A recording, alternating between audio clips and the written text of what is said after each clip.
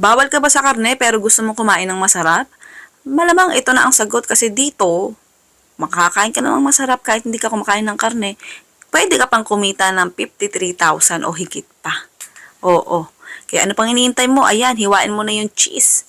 100 grams ng cheese lang kailangan natin dyan. Tapos hatiin mo sa 23 to 24 pieces. Tapos tabi mo na yung kalahati kasi para dito tumigkas. Oo, at mahanginan. Tabi mo lang din yan kapag katapos ka ng maghiwa-hiwa. Ayan, katuwang ko dito yung anak ko, si Esha. Gustong-gusto niya kasi tumulong eh. Pinaalala nga niya ulit yung pancake daw niya. Remember, last year pa yun. March na ngayon. Ayan, next yan. Siyempre, talilong ulit ako ng anak ko na maghanda ng ating bowl. Tapos, ayan, etong ating sarisuki tofu. Tanggalin mo lang yung tubig niya. Dahil ang kailangan lang natin ay yung tofu, yung tokwa. Lagay ka ng 1 cup ng all-purpose flour. Yung literal na harina na nabibili sa palengke. Yun na yun.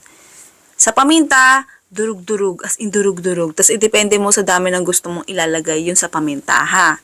Naglagay din ako ng Italian seasoning, optional lang yan. Kasi, ewan ko, nakakita kasi ako niyan sa Pure Gold. Tapos, ayun, naisipan ko, bili kaya ako niyan. O, try kong maglagay sa mga niluluto ko. Pero parang, lasang dahon lang naman siya. Lasang oregano nga daw, sabi ng pinsan ko. Oo, pero, carry naman, oo. Pero kung mahilig ka sa mga lasang dahon-dahon, go, go, go na yan.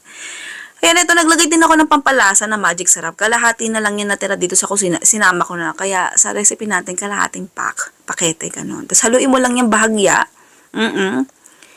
Hinalo ko yan kasi kala ko tapos na ako. Hindi ko pala nalalagay lahat ng rekado. Kaya ayan, huminto tayo at kailangan nating ilagay pa yung ating baking soda. Hindi kasi ako naglagay ng itlog, kaya dapat maglagay tayo ng pampalsa. Pag may baking soda, dapat meron ding, ayan, suka. Pansinin nyo, bumubula.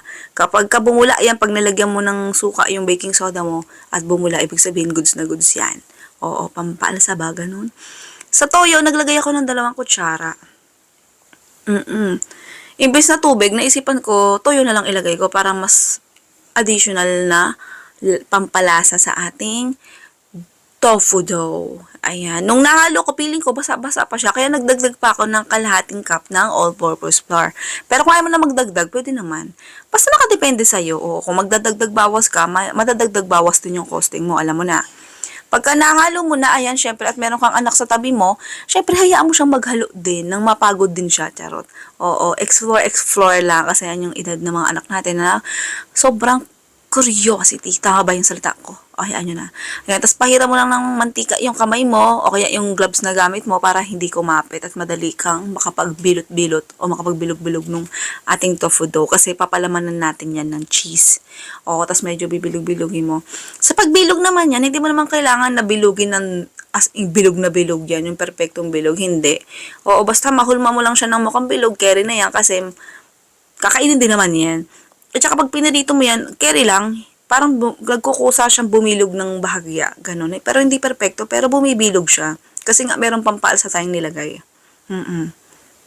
Next, magsalang ka ng frying pan. Kung gusto mo i-deep fry yan, edi kaserola ang isalang mo, ganun. Pag mainit na yung mantika, tsaka mo isalang iprito yan. Sa pagprito niyan, prituhin mo hanggang sa maging golden brown siya.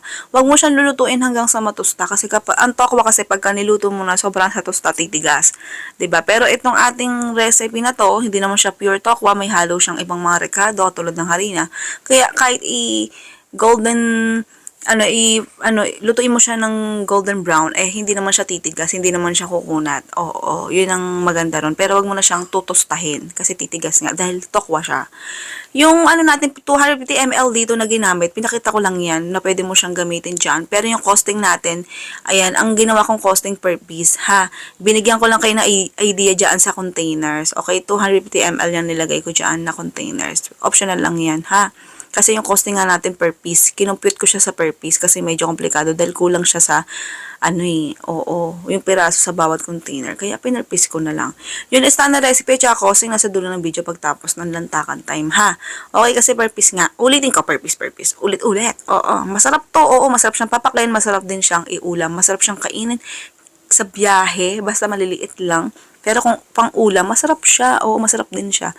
Kaya ako na-curious ka na kung paano siya gawin. Alam mo na ang dapat gawin. Ayan na, i-screenshot mo na lang yung listahan ng recipe at costing. Sige na, goodbye, good luck. Love you.